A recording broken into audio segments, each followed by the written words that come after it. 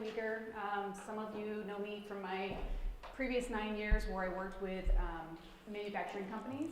I was the manager of our sustainability program for the Indiana's Manufacturing Extension Partnership. So I've had the pleasure of getting to work with a lot of folks, including the speaker who's going to be coming after me, which is great. I'm currently just in a brand new role. I'm the Director of Sustainability for North America for Q-Cells. I'll briefly explain about them. They are the largest solar manufacturer in North America and are doing some honestly really exciting, innovative things in the ultra-low carbon space. So I'm happy to be on board. I'm looking forward to also starting a program there, looking at how we could be better about more sustainable purchasing. So Q-Cells, as I mentioned, the #1 manufacturing company in North America. We are one of the founding members of the Alliance for Ultra-Low Carbon. So I'm going to talk about what is EPP, what are the challenges and benefits of EPP, and a little bit about transparency. So environmentally preferable purchasing, you've heard it referenced earlier. Basically, we're just trying to say, how do we think about what we're buying and bringing into our facilities and pick things that are going to have either an increased positive effect or at the very least a reduced negative effect on human health and the environment. So traditionally, manufacturing has been a very linear process, and so we had what we call the linear economy, which is lovingly referred to as take, make, and waste. So we're trying to fix this, and a lot of companies have been working on getting away from this model for honestly decades. And so there's a huge increase in interest in moving away from this. And I'll talk a little bit more about those stages as we move forward. But basically, we're trying to find a way to close the loop. And this is one of the things that environmentally preferable purchasing can help with, is that once we become aware of where the different wastes and issues come in along that linear stream, we can then find ways to fix it by closing the loop and looking for ways to choose products where the manufacturer is looking at a truly circular economy. So in that loop, you're going to be, let me go back one. Historically, we have everything that you ever purchase comes from somewhere, right? Matter is neither created nor destroyed. So you have some raw material that comes from somewhere. I don't care if it's grown in a lab with chemicals or if it comes from the earth, but it could be metals, it could be fiber from trees, it could be all sorts of things. Something comes from the earth and is extracted, then it is processed in some way to produce some sort of product.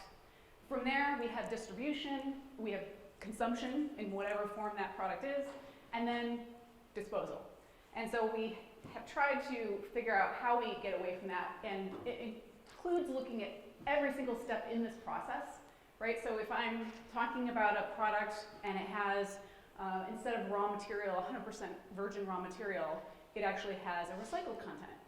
That's a way that we're working on closing that loop. It also comes from the design side of things. So it's not just the materials themselves that are selected for that product, but how the product is designed better so that it is, again, looking towards being a part of this circular economy. So in a truly circular economy, there is no material that doesn't get sort of put back into the system. One way that people sometimes talk about it is that there is a biological or organic nutrient cycle, right? So if I have a paper product, ultimately it can break down and it can be absorbed back into the earth, and it can become soil that grows future trees that become more paper, etc. On the other side, we have things that are non-organic, and so we have what's called a technical cycle. And so those are things like, my batteries can be safely disassembled, the different elements can be extracted, and then they can be turned into new product. So in a perfectly circular economy, both of those loops are continuous, and we have no need to extract non-renewable things from the earth. So if you're all in and you're ready to start reevaluating your purchasing, some of the things that you should be aware of are some of the challenges that you might face with an EPP. One may be administrative hurdles. I'm sure everybody has worked for a company that has had red tape, and change is hard. Humans naturally hate change. So there's just going to be some normal kind of behavioral stuff that you'll have to work through. There could be some technical barriers. You know, maybe you have a very specific need and there aren't many other products that can meet that need at this point in time, which is fine. I just remind everybody to never stop looking for something better, because you may have done a search and said, you know what, we came up with nothing, but 2 years from now, there could be something new that has been developed that's out there. So always be looking for something better. You could end up facing some skepticism. The people that are purchasing, you know, may be dubious about what you're trying to tell them to pursue instead. You could also have issue with end users. You know, a great example is, well, I don't know why they switched to this recycled paper. It's not as bright white as the paper I'm used to. So you can face some of those issues as well. And then also rapid changes in the market can be a part of that as well. We've all experienced rapid changes in the market the last 2 years because of supply chain issues. And that's been another really big challenge with thinking about purchasing. I've had a number of clients that I've worked with where they were doing the right thing, they were buying the best possible, most, you know, environmentally preferable product for something, and then COVID happened and supply chain issues. And so they had to start over. You know, they basically had to go back to the drawing board and figure out, okay, what's available now? And again, when that does happen, and it's more common nowadays, the only thing you need to do is, again, don't stop going back to the drawing board and looking for a better product. Maybe it's not available right now, but maybe, you know, a few months from now or a year from now, the option's reopened. Benefits, there's a lot of different benefits that I think you probably naturally know about that come with environmental preferable purchasing. We know we may end up with products with lower toxicity, like we heard about with the chemical options. We may also find products that are more energy efficient, that contain recycled content. And again, recycled content is really important because that's part of what closes that loop. So if we're not buying things with recycled content, what distinct advantage is there for manufacturers to produce things with recycled content, right? We have to close that loop. Water efficiency could also be a benefit. We'll talk a little bit more about that in an example I have coming up. And waste avoidance. You know, certainly we have to pay to get rid of our waste. So the less waste we create, the less it costs us. So speaking of costs, we have a lot of different cost savings that can come from EPP. Now, in some scenarios, you know, you might look at just literally a catalog and there's 2 different products, 2 different prices, and it looks like this costs more. You know, are you going to be able to get the budget to pay something that's a little bit more upfront? But there may be other costs that you aren't factoring in, and these are important for the company and for you to consider, because depending on who you're talking to and who you need to get approval from for switching something you're purchasing, you want to be able to translate it into terms that are valuable to them. So that's honestly the majority of my career, I feel like, is translation. You know, I really care about the environment. I'm like, what do you care about? How do I make you care about this so that you make the right choice, and then we're all happy? So some of the things that we can talk about, reduced liabilities. If we have less hazardous material around, that's a lower risk. There's less concern about also chain, you know, following that when we get rid of it and dispose of it.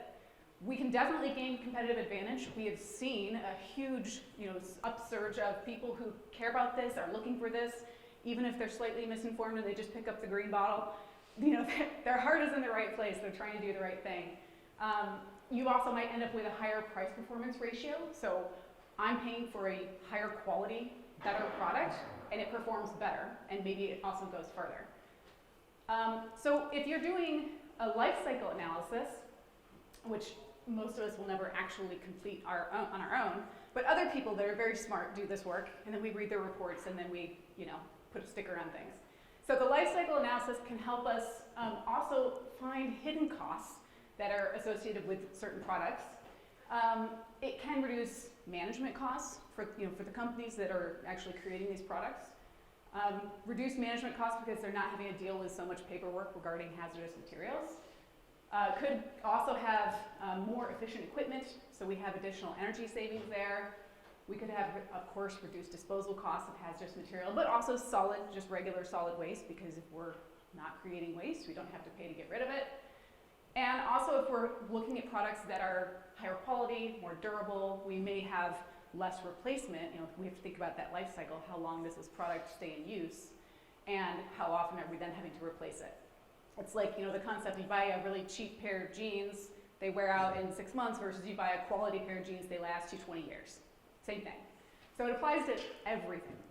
And then the last one, we may have certainly improved employee safety and health is a really critical one there. All right, so we're wanting to look at buying some more environmental preferable purchasing. Where do we look? The answer is everywhere, because there are literally opportunities in every single aspect of your business. It can be a little daunting even, because there are so many places we can make improvements, but just pick one and just start. So for example, office supplies, cleaning supplies, we talk a lot about that with the Safer Choice program. Break areas, just looking, my brain can't stop seeing this stuff. Like when I walk into a room, I'm immediately looking for single-use items or things that don't have recycled content or whatever. So break areas are one that drive me crazy, because you walk in and everything is wrapped in plastic. And it's hard, it's not an easy one to get over, but that's the choice. I'm that person in the grocery store aisle who's staring at your products, thinking about packaging and going, wow, I don't know, this one has less plastic and these are not individually wrapped, so I'm gonna go with the bulk item. Because it's just that much less that contributes to our plastic waste. Other areas, construction materials. Any business at some point is going to have small or large, retrofits, refreshes, etc. So what happens with all those construction materials? I didn't mention this, but it was on my slide. I have a background in architecture. If you've ever gone to a construction site, construction creates a ton of waste. And yes, there are programs to eliminate that, but if you don't have somebody who's specially dedicated to that, there's going to be a lot of waste. Other areas, furnishings. So all sorts of things. The tables we buy, the chairs we buy. How are we thinking about choosing things that are better, that are going to be more durable, that maybe have recycled content, that can be broken apart at the end of their life and then turned back into new products? There's a whole lot of companies out there that have been focusing specifically on re-engineering their products so that they can be part of that circular economy and have a full cradle-to-cradle lifespan. Miscellaneous plastics, if you don't know this already, plastics are horrible. Plastics are a necessary evil for a lot of things, but we have oceans full of plastic right now, and there are estimates that at some point the amount of plastic in the oceans will exceed the amount of fish. So that's gross and scary. So anytime you can make a choice in any part of your life where you can say, this is an object that does not have plastic, go with that one. Is just my general advice across the board. Other types of supplies for production. Some things are easy and obvious. Metal is easy to recycle. It's one that we can look for recycled content in a lot of places. Also swag. This is one that people forget about, but I go to a lot of conferences. I speak at a lot of conferences. I hate seeing all the useless junk that people just want to print their name on. So get creative, and people get sick of it too. So find a creative swag item that is a giveaway, that's a marketing item, but it's all recycled content, or it promotes a sustainable lifestyle, right? Lots of things that we can do there. Marketing materials, same thing. I actually don't have business cards anymore, but when I did, I used to print mine in like a half-size business card. It was memorable, it was cute, it was small and fit in your pocket easy, and it also used 50% less trees. So lots of things that you can think about. Electronic equipment, there are lots of certification programs, and so, for example, for electronics, we can look for energy efficiency, things like Energy Star certified. We can look for things that are EPEAT certified. I'll talk a little bit more about that. And then other equipment. So I wasn't joking when I said, when we're deciding where to look, it's literally everywhere. So anytime you're making a purchasing decision, anytime you're going, okay, we need to buy X, think about, am I contributing to the circular economy? Is there a different choice that I could make that would be better? What happens at the end of this product's useful life? Is it something that can be refurbished? Is it something that could be reused by someone else? Can it be recycled? Can it be upcycled into something of a higher value? Or does it just go to the landfill? And even having this brief thought process before you make a purchasing decision could yield great results. Maybe not for every single thing, but it will rechange the way that you look at the world when you start thinking about, what is the life cycle of this object, and could it be better? Could it go back into a circular economy? So this can be overwhelming. There's a lot of different products out there. How do I know that I'm getting one that's better, that's greener, that's more sustainable? There are a ton of third-party certifications, and you don't have to know what you're looking for. Thankfully, we have a very organized EPA reference here that you can go to and basically look by product type. So, hey, I'm not an expert in carpet. How am I supposed to know, is there a carpet that's better than others? And the answer is there is. There's carpet that can be fully recycled. There's carpet that has recycled content. So before you go rip out, the office area floor and replace it, think about that. Also, on that specific example, I think about durability. I mean, how many times does carpet get just completely ripped out because it's gotten stains here and stains here? Whereas if you did carpet tile, you could just pull up that one carpet tile and replace it and keep all the rest of them. So that's the kind of mindset of how can I make this product have a longer lifespan and also have better quality materials in it and better end of life cycle. For you, this applies to 100% of us, is toilet paper. So every office, every building, every manufacturer, every company buys toilet paper. And if we don't think about it, we're still buying just whatever the cheapest thing is, probably, which is probably conventional and uses 100% virgin tree pulp. So if you've never been in a paper mill or heard about paper mills, they're incredibly intensive. A lot of water, a lot of chemicals. Of course, nobody wants to use a toilet paper that is beige, so they have to bleach it to make it white. And so we have a really big footprint. So for one roll of toilet paper, it takes 37 gallons of water and 1.3 kilowatt hours of electricity and 1.5 pounds of wood. That's insane. And so we know now that there are better options out there. These didn't exist 20 years ago. You just had to go to a bidet if you didn't want to have that impact. So now we have recycled content, so you can have post-consumer and pre-consumer recycled paper that goes into it. This means it takes fewer trees, takes less water. You also have paper-free, so alternatives. So you can have there's right now a lot of bamboo alternatives, which grows faster, is less intensive. There are other nuances with everything, right? So you don't need to know this, but there's concern about, are we replacing old growth forest to grow bamboo? So we also have certifications and bodies that are looking at that, looking at the whole picture, And then some of the paper-free alternatives can also have other certification, like FSC is a certification for paper products grown from trees, and that also has a certification that you can get for some of the other bamboo alternatives. So I've recently looked this up in preparing for this.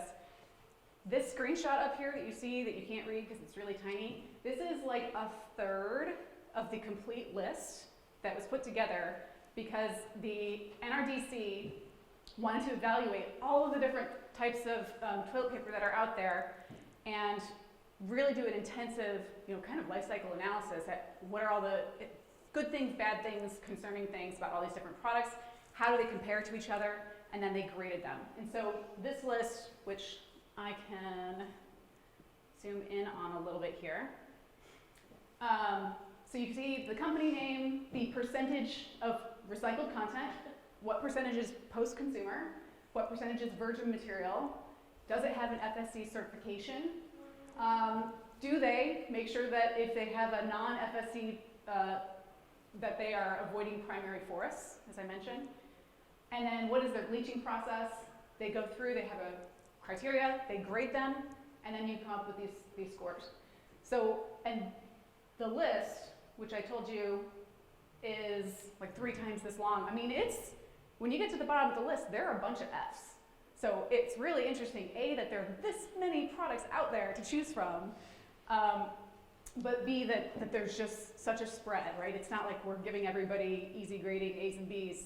They really did the work to put this together for you so that you can just look at the list and say, I'm gonna buy that brand, right? So there's plenty of resources like this. This is just one example.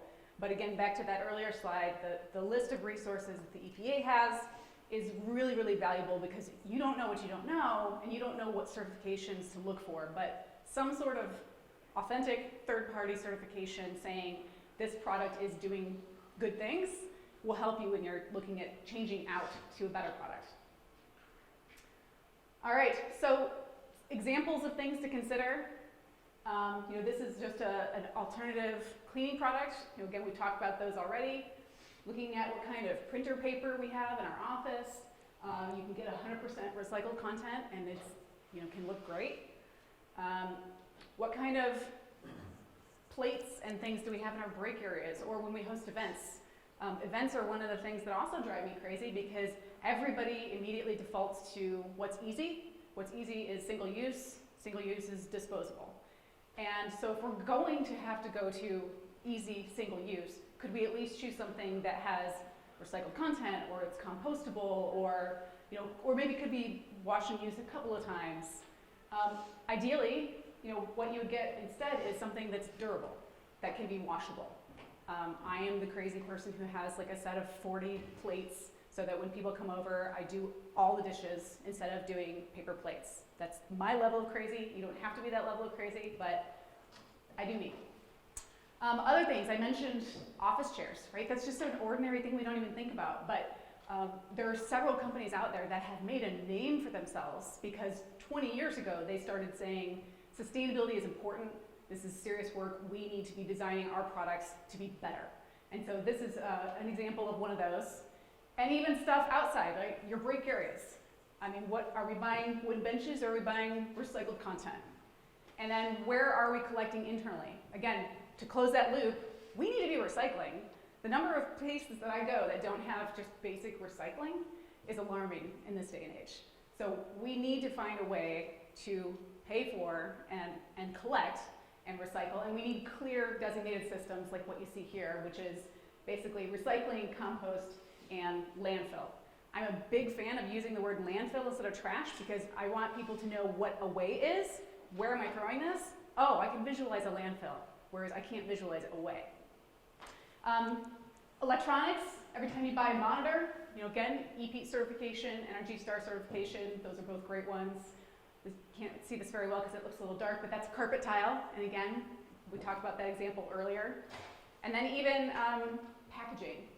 Packaging is one of the most challenging things that I run into in manufacturing settings because we rely so much on plastic, like shrink wrap around crates of things and bubble wrap. You get those in your Amazon boxes. There are alternatives. You can ship stuff with paper-based recycled content, padding. It just weighs more, and so there's concern there as well. All right, and this says transparency is key. So you've made your connections, you've chosen better products, you're doing better things. We need to talk about it, and this is partly why we're here.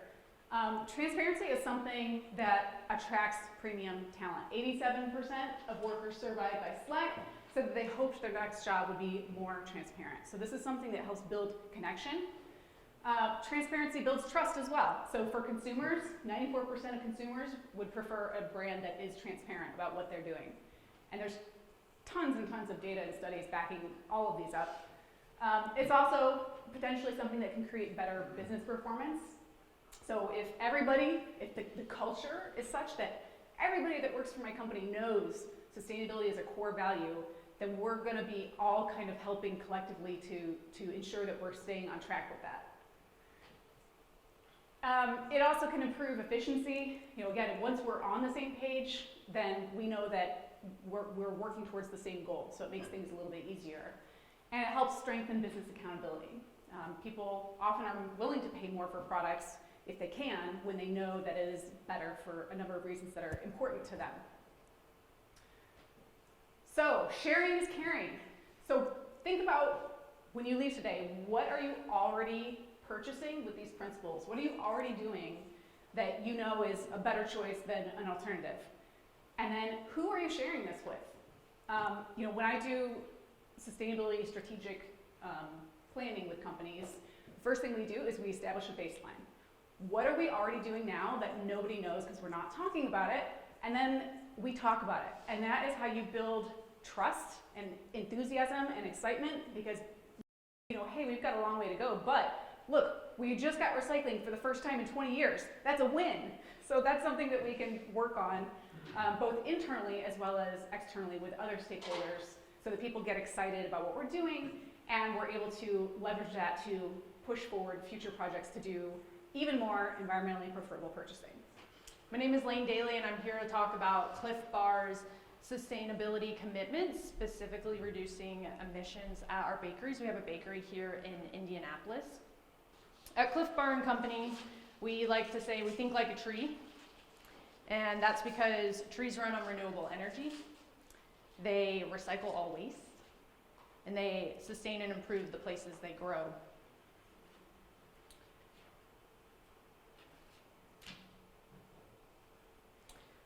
Like most companies that recognize sustaining our planet is instrumental to sustaining our business. If we don't have a planet in years to come, we won't have a business in years to come.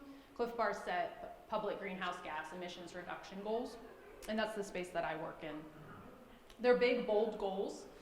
We have a 50% reduction, and the intensity of that depends on the scope of the emissions, which I can talk a bit about.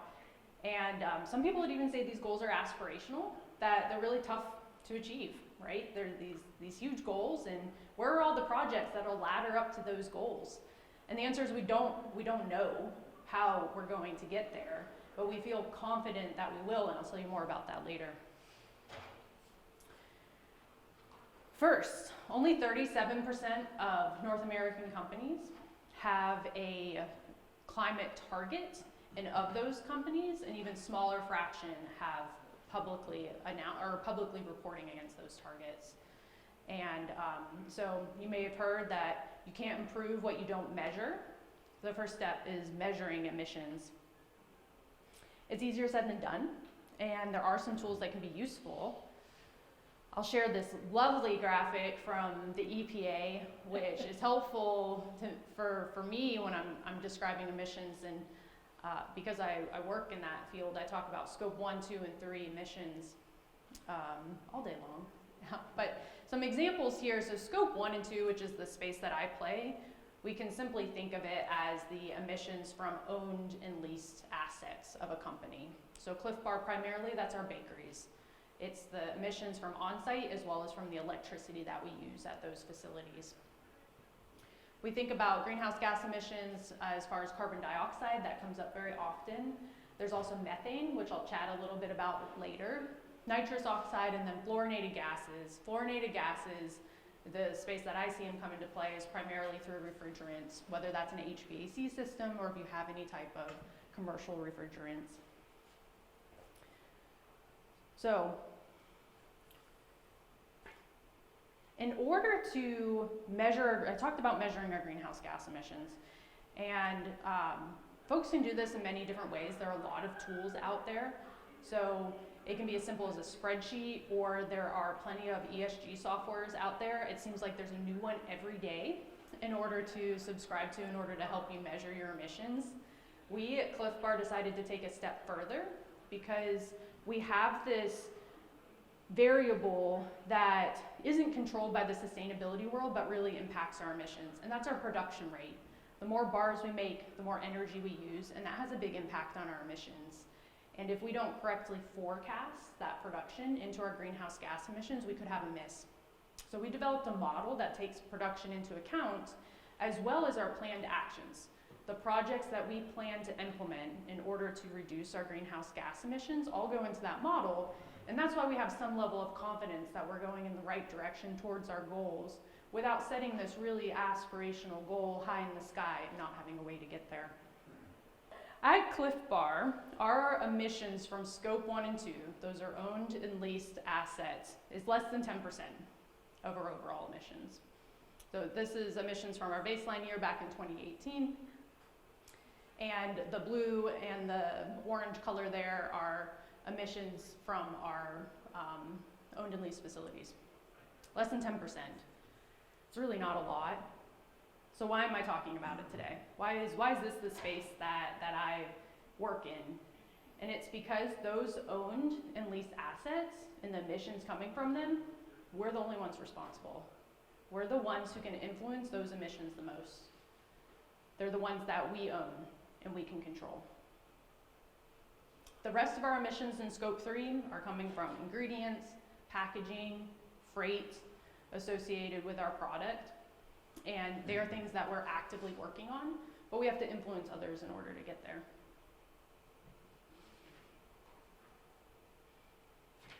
No one has a definitive playbook in order to tackle sustainability. We're still figuring it out. We heard earlier how Becky talked about there weren't guidance for any type of safe chemicals or green chemicals, and so companies started developing their own guidance. And now that we've had third-party bodies come in for certification, and that's true across the board in sustainability, and we're certainly still there when it comes to being a manufacturer of products and finding what the best path forward is. And we don't have it figured out. I do have some examples, and I love to bring up this picture anytime I have the opportunity. This is our bakery in Twin Falls, Idaho. And out front here, they are not our mascots, even though we'd like to think so. These are what we call our woolly weeders. So they're a herd of sheep. We partnered with a local sheep herder in order to bring them in to help mow our nearly 90 acres worth of meadow grass that we have at that facility, instead of using fossil fuels in order to run mowing equipment. And they're certainly cute to see, but it's an example of, at the time, a pretty innovative solution that I see is becoming more commonplace, I'm happy to see. And also gives everybody a little bit of a morale boost when they see our herd of sheep as they walk into work for the morning. I have two other examples that unfortunately are not as cute. And they're spaces that right now, they're an idea. They're spaces that we're navigating and we are trying to figure out, but we don't have the solution for. And so I won't conclude with an answer on either of these because I don't know them. Inherently sustainable design at Clif Bar, where when we are in the kitchen, instead of the lab, in the kitchen, developing a new product, we are looking at, can we source the ingredients sustainably? Is there a product that would meet the customer needs that doesn't require baking, or it doesn't require refrigeration at the end user, therefore decreasing the energy used in order for that product to make it to the customer? And then the next goal is to get the word out. So forums like these, we can share what we learn and grow and continue building a pathway together. This quote is from Gary Erickson, who is our founder. He talked about learning to climb a different way, and he really did embody that in the business as he developed it, and having sustainability at our core. Hope you learned a little bit about why Scope 1 and 2 matters, examples of blazing a trail, and why I think Clif Bar will be successful in reaching our goals.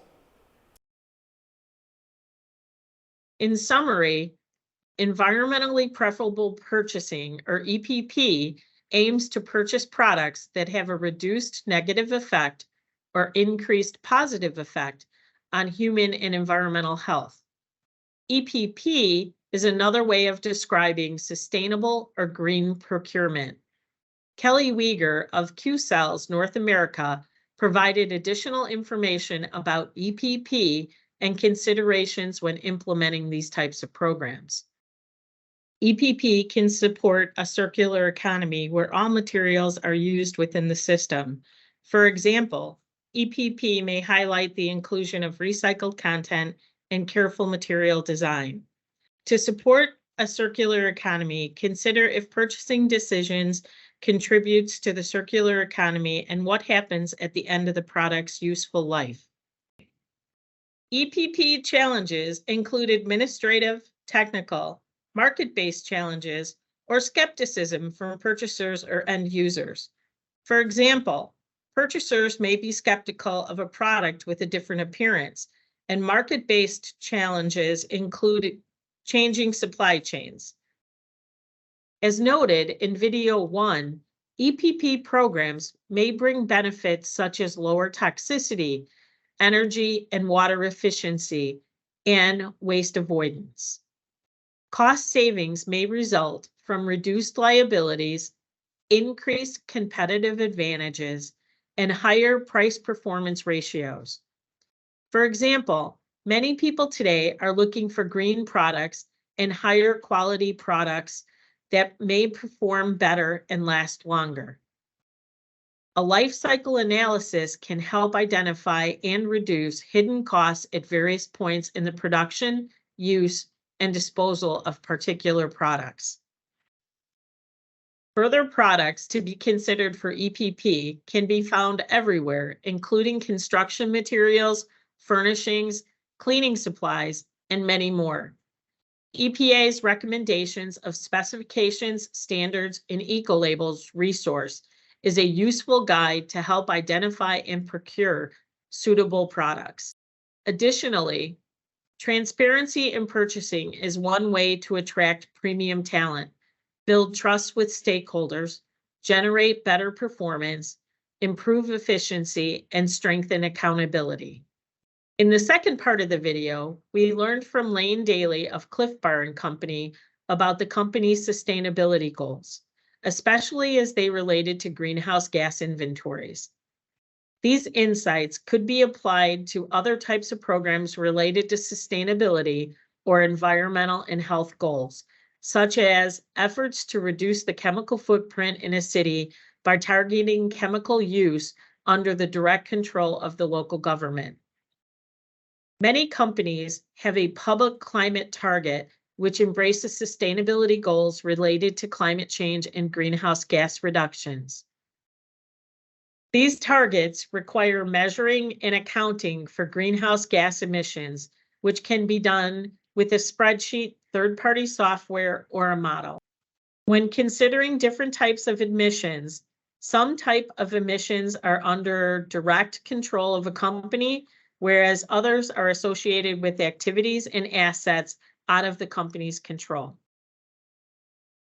In the next video, we will learn more about the steps to create and implement a green procurement system, along with specific tips and guidance. Additionally, we will hear specific guidance for developing policy statements related to green procurement, as well as several examples of municipalities with green procurement programs. The video concludes with additional resources that may help shape a green procurement program.